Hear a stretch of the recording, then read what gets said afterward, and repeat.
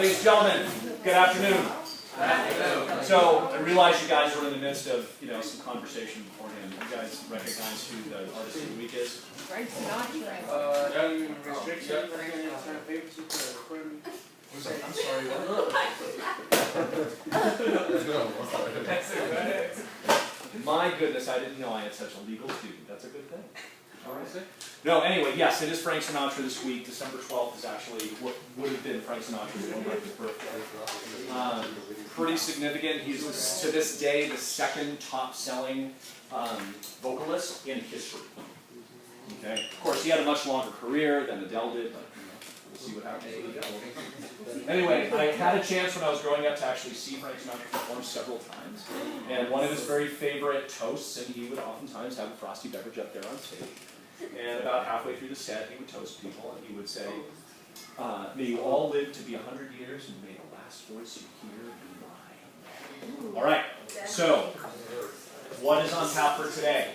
And I'm going to let you know what the agenda is, but I'm also going to have you guys do an activity that's going to get you in the mode of setting a really realistic goal for being able to execute this. I'm sorry, what? Okay. Yeah, if you want to participate, just raise your hand. You're going to have plenty of time to do that, though.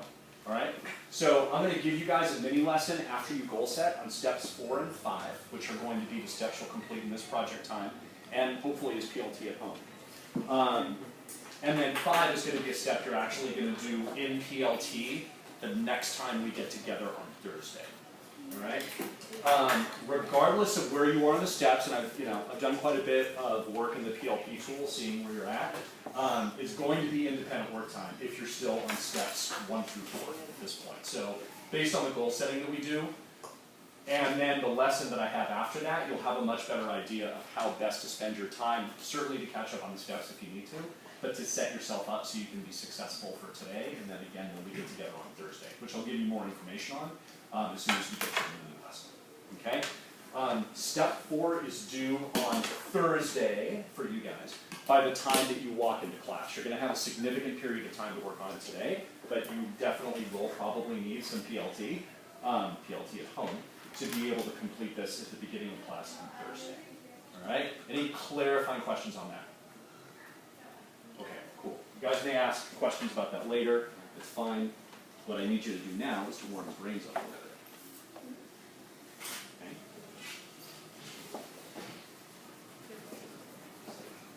Okay? And I would like everybody's professional courtesy on this. I promise you're not going to be able to find the answers to this on the net. Okay?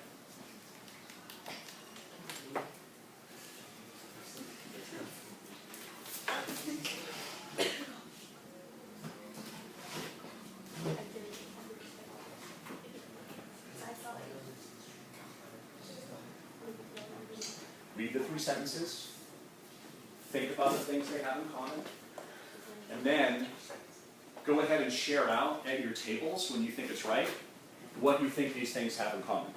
Okay? And then we'll do a whole class share out. All right. So Andrea, can you give me a quick tellback as to what I just asked you guys to do? To look over the sentences and then talk in your group about what the sentences have in common. Yeah. Awesome. 90 seconds. Go.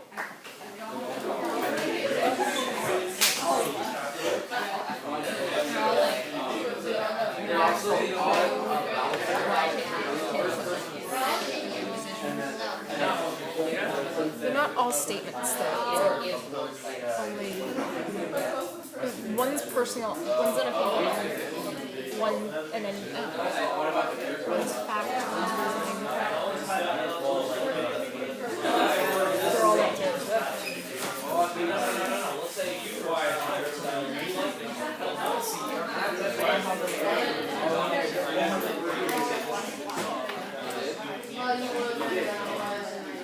Barely?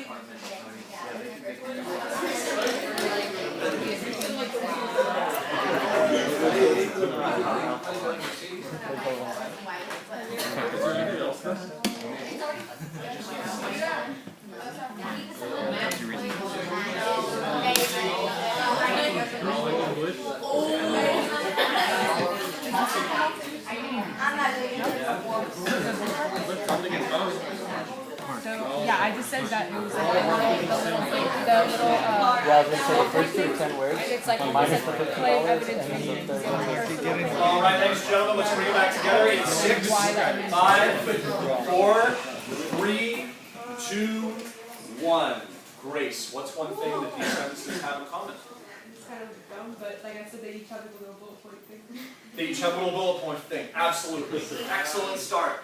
Jasmine, what else do they have? No, I was gonna volunteer. They're all opinions, basically. They're all opinions. So what's an example of that? You're right. Well, what's your my personal opinion, Taylor Swift is a talented musician. Wait, I'm sorry. I was listening Yeah. to what you said. I'm sorry, say again. Say that again. In my personal opinion, Taylor Swift is a talented musician. I mean, is like your definition of talented something that might be different from somebody else's? Yes. Yeah. I mean, okay, so I've been seeing Frank Sinatra a bunch of times. I've seen a lot of headliners. I've seen a lot of opening groups. Some are talented, in my opinion. Some are not, and others would, say something differently about that. That's great. Raphael, what else are these sentences have?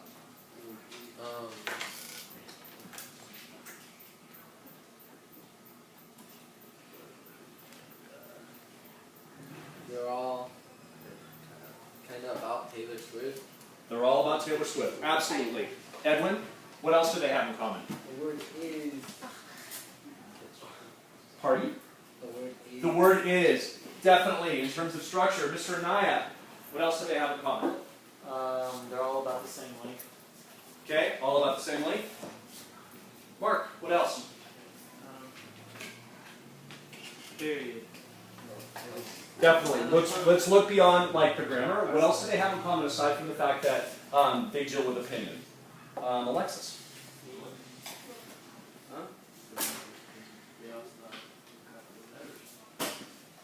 Say again. They also have what? Capital letters. They do. Allison, what beyond like periods and capital letters and little icons, and the fact that these are opinions do these statements have? And the fact that it's about Taylor Swift. They could all be used as evidence to support the same claim. They could. Is there any evidence in here? Is there any evidence in here? Anna, and I'll take Hanson. This seems like it could be like a very basic structure of a paragraph because there's a claim, there's some evidence, and there's some reasoning in there. So it's like a CER paragraph for the given chem. Okay, so there's a claim. Yeah, good connection to chemistry. Is there some evidence in there? I saw a couple of people going, yeah, there's some evidence in there. Yes, Jeff? There's no objective evidence in these sentences. Are you sure about that? No objective evidence in those sentences. That's quite a claim.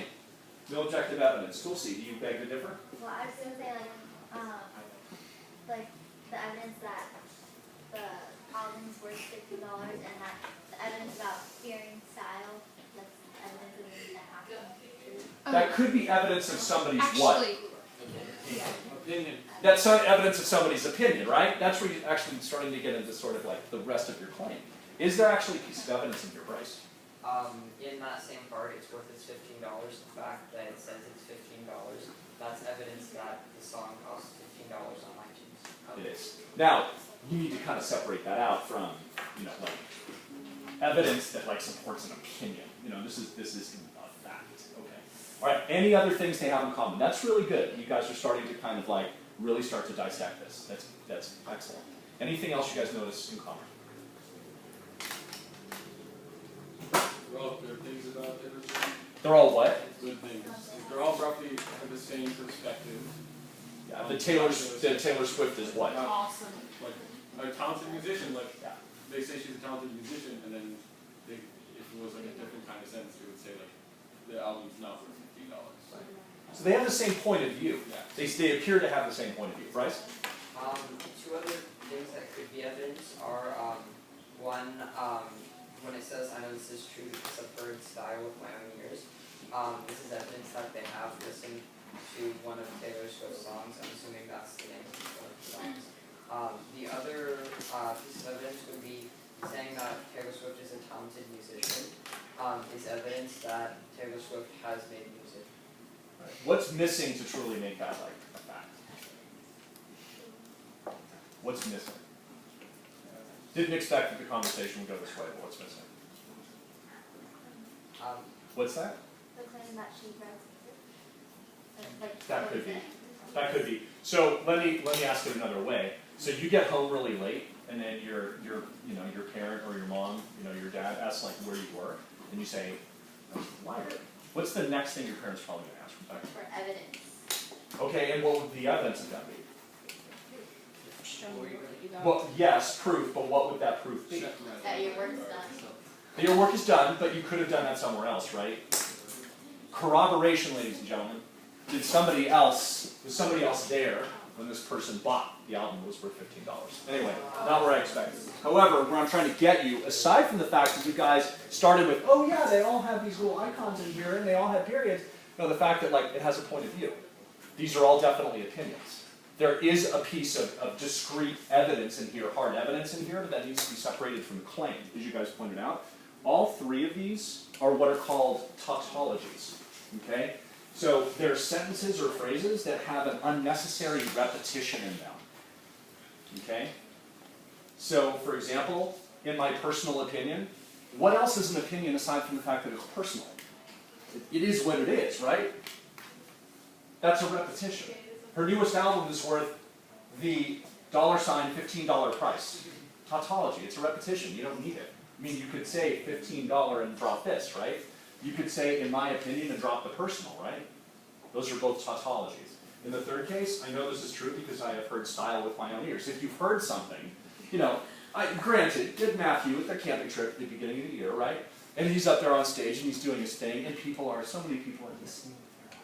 But most of the time, you're listening with your ears. So you don't have to say, I heard style with my own ears, right? Because most of the time, people listen with their ears. All right, so hopefully you guys are in a place where you're thinking a little bit more now than you were when you walked in, right? Yes, Bryce. Just a little bit more just detailed for the first one. Could you just drop, in my personal opinion, altogether and say Taylor Swift is a talented musician because that is a claim? I mean, an opinion. It is, however, you're setting up that it's your opinion. And you could very well start this essay or this statement about how much research you personally have done about this. You say, Taylor Swift is a talented musician. You could say, John Pareles of the New York Times and the New Yorker, expressed this at the very beginning of her career, and then you bring in all these corroborating sources, right? So there's a few different directions. When you do this, you're owning it. You're making a thesis statement, as Anna pointed out, is like, this is the way that you do a claim that comes from just you, right? Good point. All right, so before I have you do this, okay, I want to give you guys a little bit of context. So when I was grading the project steps, and actually just the project step, right? Because step 3 was due when? It was due last Friday, right? So I went and checked that, and I looked at how many people had done it and how many people didn't. And then I started to notice a pattern in step 3 in terms of when people were working on it. Now granted it was Friday, right? But I also did say that, sure, if you end up turning it in and finishing it at 11:59 p.m., and I had this conversation with a number of you, it'll still be on time, okay? However, when would you want to be done with it? Okay, I'd want to be done with it at 3:20, right? Or 3:19 and 59 seconds. So what I did is I took a look not just at that step, but at all of the times that you did work on the documents in steps 1 and 2. And I was looking at when you were working on them. And I noticed a pattern, which I just wanted to bring to you.